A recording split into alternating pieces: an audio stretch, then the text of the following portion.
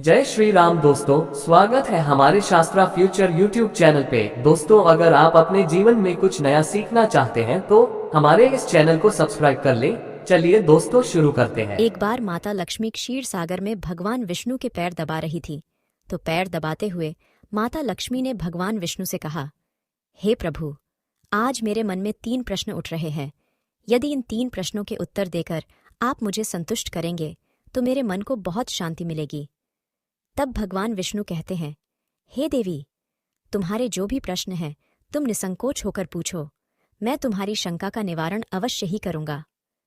तब माता लक्ष्मी कहती है, हे प्रभु, वह कौन सी स्त्री होती है जिसके भाग्य में संतान सुख नहीं होता है?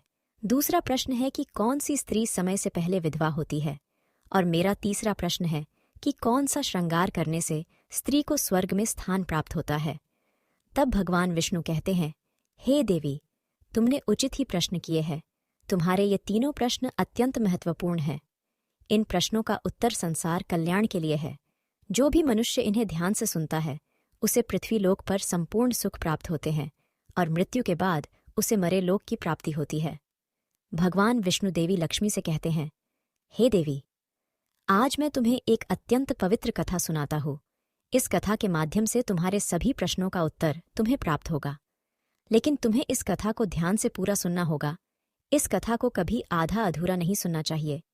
इस कथा में समस्त संसार का कल्याण छिपा हुआ है। जो भी इस कथा को ध्यान से पूरा सुनेगा उसके मैं 32 अपराध क्षमा करता हूँ। तब देवी लक्ष्मी कहने लगी, प्रभु, मैं आपको वचन देती हूँ कि इस कथा को मैं पूरे मन और लगन से सुनूंगी। आप कृपया उस कथा को आरंभ करें। तो दोस्तों, आप सभी से एक विनती है कि आप भी इस कथा को पूरा जरूर सुनें। इसे आधा अधूरा सुनना पाप माना जाता है। कथा शुरू करने से पहले कमेंट में जय मां लक्ष्मी और जय श्री हरि विष्णु अवश्य लिखे। साथ ही वीडियो को लाइक करना न भूले। तो चलिए आरंभ करते हैं। भगवान विष्णु कहते हैं, हे देवी, एक समय की बात है। मध्य देश में एक छोटा सा नगर था। उस नगर में एक सेठ रहता था। उस सेठ के 2 पुत्र थे और सेठ के दोनों बेटों का विवाह भी हो चुका था। सेठ के घर में किसी चीज की कोई कमी नहीं थी, किंतु सेठ की पत्नी का स्वभाव अत्यंत दुष्ट था। सेठ की पत्नी और सेठ के बड़े बेटे की पत्नी दोनों का ही स्वभाव दुष्ट था। सेठ की पत्नी अपनी बड़ी बहू का तो बहुत लाड प्यार करती थी, किंतु छोटे बेटे की पत्नी के साथ बुरा व्यवहार करती थी।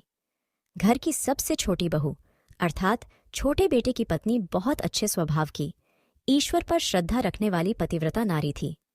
वह अकेले ही घर का सारा काम किया करती थी और गृह कार्य में दक्ष थी। इतना अच्छा स्वभाव होने के बावजूद भी उसकी सास उसके साथ बुरा व्यवहार करती थी, उसका हमेशा अपमान करती थी। इसके पीछे का कारण बस इतना था कि बड़ी बहू को एक पुत्र था और छोटी बहू ने पुत्री को जन्म दिया था। पुत्री को जन्म देने के कारण सेठ की पत्नी अपनी छोटी बहू को बार बार ताना मारा करती थी। लेकिन वह बेचारी कर भी क्या सकती थी? जो भाग्य में लिखा होता है उसके साथ वही होता है। भगवान विष्णु कहते हैं, हे देवी, अब मैं तुम्हें छोटी बहू की कहानी सुनाता हूँ। इससे तुम्हें पहले प्रश्न का उत्तर प्राप्त हो जाएगा कि कौन सी स्त्री को पुत्र प्राप्ति नहीं होती है। हे देवी, सेठ की जो पत्नी थी वह पहले से ही दुष्ट और कुटिल स्वभाव की थी।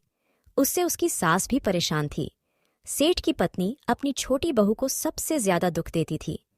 छोटी बहू का नाम था सुकन्या और सुकन्या को सताने में उसकी सास को बहुत आनंद आता था।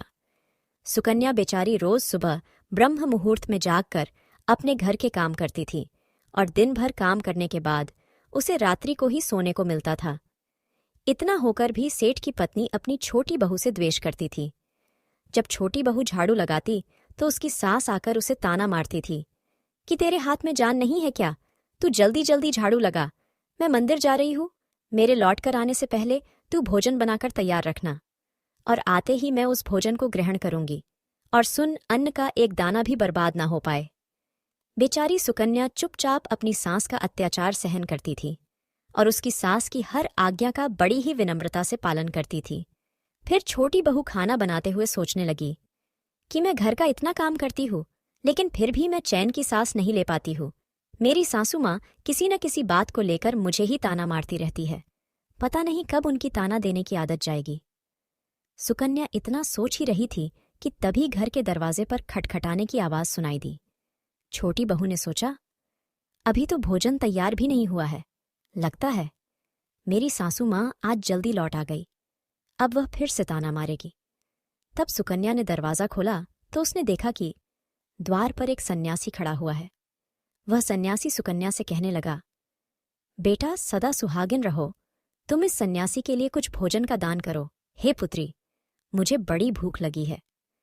तब सुकन्या ने सोचा, अगर मैं इस सन्यासी को भोजन करा दूं और इतने में मेरी सास आ गई तो मेरी खैर नहीं। कुछ देर तक विचार करने के बाद सुकन्या ने सोचा, यदि मैं सासू माँ के ताने के डर से इस सन्यासी को भोजन नहीं कराऊंगी तो मुझे महापाप लगेगा, मेरा सारा पुण्य नष्ट हो जाएगा। इतना सोचकर सुकन्या ने उस सन्यासी को घर के अंदर बुला लिया। अतिथि धर्म का पालन करते हुए सुकन्या उस सन्यासी को भोजन कराने लगी। उतने में ही उसकी सास घर पर आ पहुंची और उस सन्यासी को घर के अंदर भोजन करते हुए देखकर उसे बहुत गुस्सा आ गया। वह चिल्लाते हुए सुकन्या से कहने लगी, यहाँ पर क्या किसी प्रकार का भंडारा या दावत नहीं चल रही है, जो तो राह चलते भिखमंगों को घर में बिठाकर खिला रही हो। सुकन्या ने अपनी सास से बड़ी विनती की, लेकिन सुकन्या की सास ने बहू की एक नहीं सुनी और उसकी सास ने उस सन्यासी को घर से बाहर निकाल दिया और उसके भोजन को उठाकर कचरे में फेंक दिया। उसके बाद वह सास सुकन्या पर गुस्सा करने लगी, अरे दुष्ट औरत, मैंने तुझे कहा था कि अन्न का एक दाना भी बर्बाद नहीं होना चाहिए, लेकिन तूने क्या किया, उस भिखमंगे को इतना सारा भोजन दे दिया। सुकन्या डरते डरते बोली, सासू माँ, मैंने सन्यासी को अपने हिस्से का भोजन दिया है, इसमें आखिर इतना गुस्सा होने की क्या बात है। द्वार पर आए अतिथियों को कभी खाली हाथ नहीं भेजते हैं, ऐसा शास्त्र कहते हैं। फिर सुकन्या की सास ने उसे बहुत डांटा।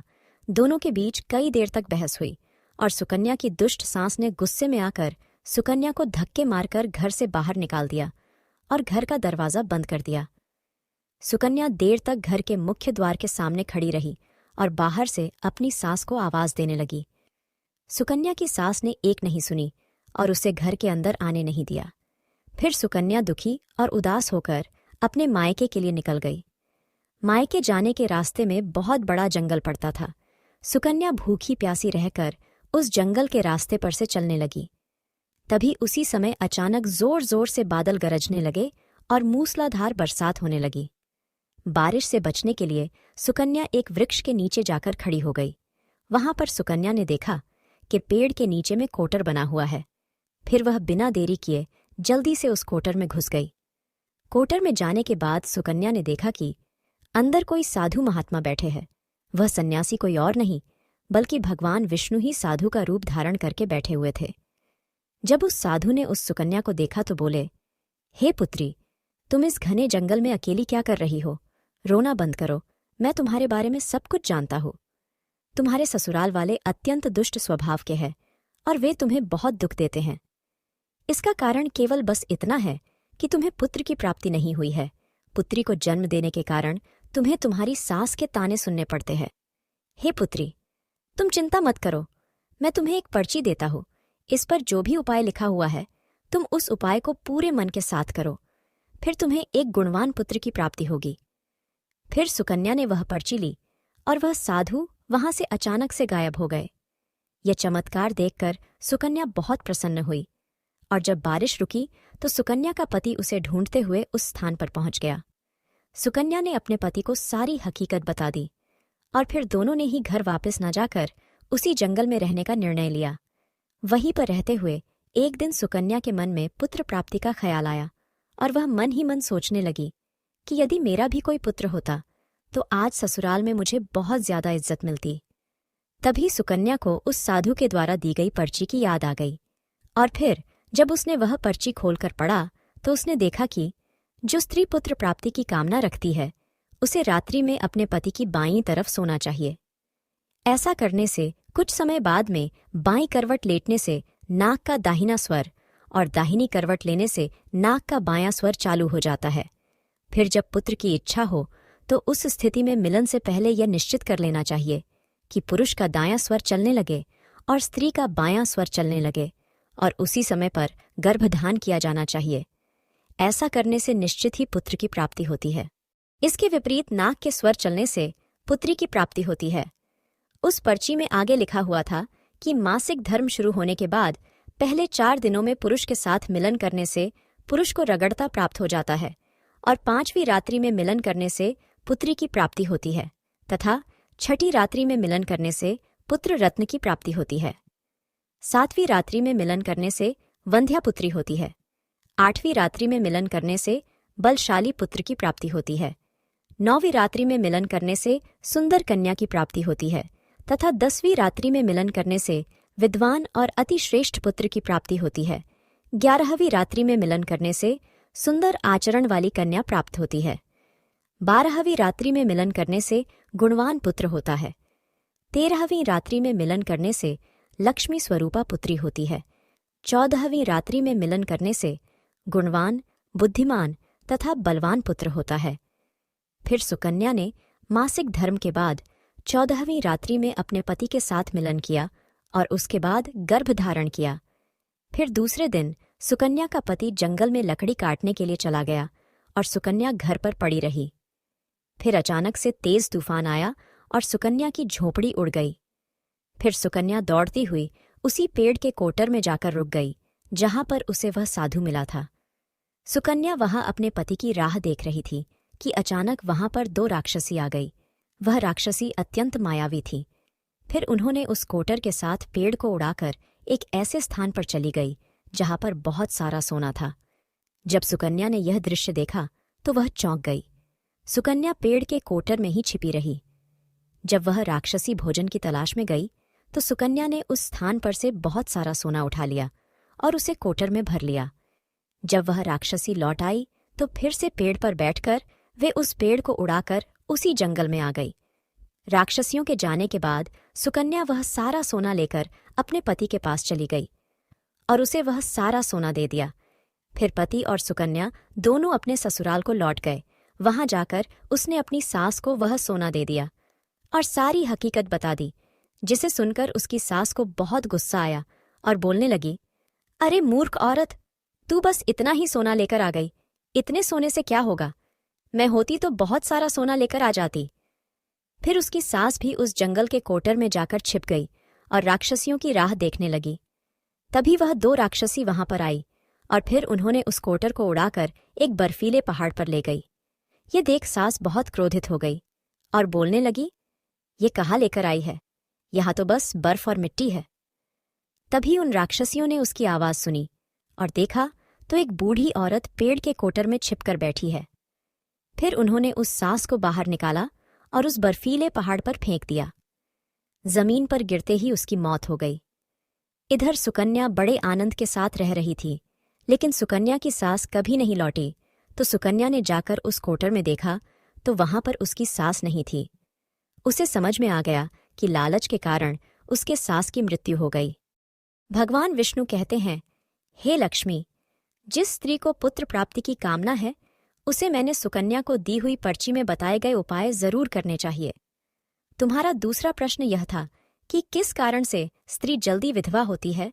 तो जो स्त्री अत्यधिक लालच करती है वह स्त्री जल्दी विधवा होती है, और जो स्त्री चरित्र का गहना पहनती है उसे मृत्यु के पश्चात स्वर्ग की प्राप्ति होती है। एक स्त्री को अपने चरित्र का त्याग कभी नहीं करना चाहिए। तो दोस्तों, इस प्रकार से भगवान विष्णु ने माता लक्ष्मी को यह कथा सुनाई थी। उम्मीद है आपको यह कथा पसंद आई होगी। वीडियो को लाइक जरूर करें और कमेंट में जय मां लक्ष्मी, जय श्री कृष्ण जरूर लिखें। साथ ही चैनल को सब्सक्राइब करें। आप सभी का धन्यवाद।